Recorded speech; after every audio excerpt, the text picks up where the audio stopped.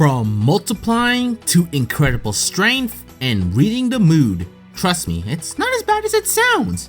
Anyway, hello, Magi here, and welcome back to another episode of Interesting Touhou Facts, the series where I talk about facts from Touhou that I find either fun, unusual, or simply interesting. So without further ado, let's begin the Interesting Touhou Facts number 38.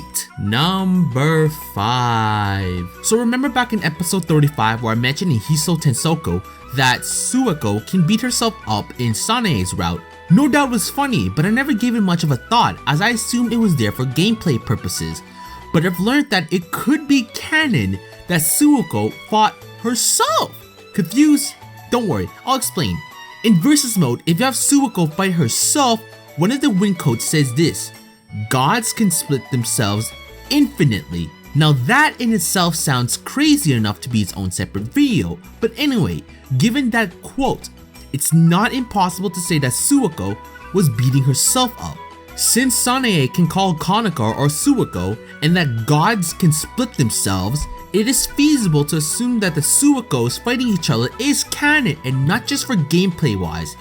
Man, the gods of Gensokyo truly are something else, alright? Number 4. Let's switch to Parsi. Now don't worry, her fact won't be as mind-bending if you will compared to Suwakos, but there's still something cool about it. Now Parsi's boss theme, which is pretty kick-ass I must say, has an interesting name: Green-Eyed Jealousy. Her mid-boss spell card and double spoiler title, the Green-Eyed Monster. For those who didn't know, both terms are used in Shakespeare's works to poetically describe jealousy.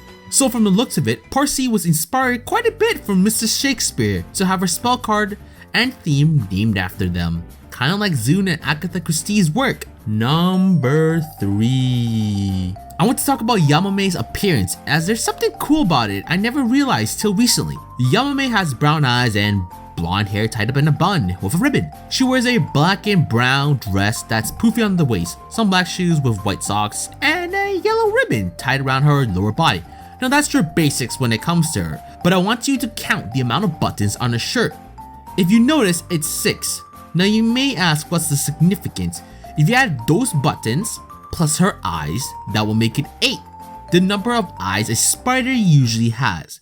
Given how strange Gensokyo is, it wouldn't be impossible to say those buttons were actually additional eyes. And another thing to note, if you've ever seen Subterranean's demo CD, you can see Yarormyr hanging upside down, signifying even more about her spideriness, if that's a word, which I'm pretty sure it isn't.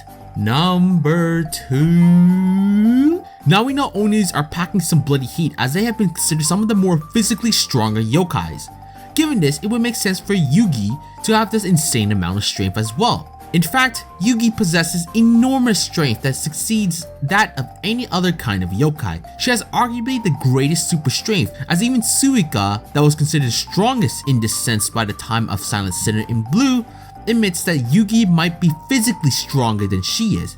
And you know Suika ain't no slouch when it comes to power. In Symposium, it is said that according to rumors, her superhuman strength is at the level where her footsteps alone are enough to make nearby buildings collapse. She was also shown to be able to easily produce heat and flatten trees merely by screaming, "Shit!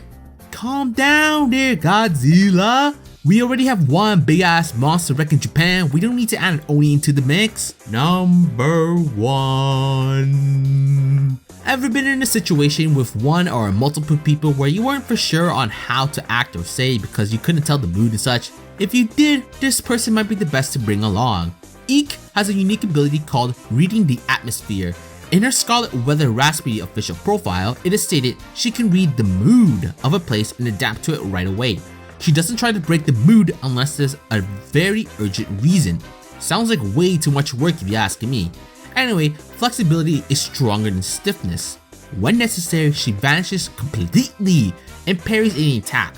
However, in a situation where her speech and conduct irritates the opponent, it's a question of whether she truly reads it. Very much so, it can be conceived that upon reading the atmosphere, she ventures to say things that gives her superior mental and emotional standing than her opponent. So pretty much whenever you need help in figuring out the mood, bring Eek with ya as she might be able to assist ya. If it's a party though, you might want to be careful as you could end up dancing with her for quite a while. But yeah, hopefully you guys enjoyed this episode. Which facts were your favorite? Were you surprised that gods could split themselves infinitely? Do you think Parsi would be good in a Shakespearean play? Or do you think that Eek would be cool for parties, minus the inevitable disco dancing? If you guys enjoyed this video, please give it a like and subscribe, or I might end up in a front row seat with Yugi and Godzilla fighting another. And there's a good chance I'll die in the aftermath, so that's not good! By the way, this is Magi, and thanks again for watching!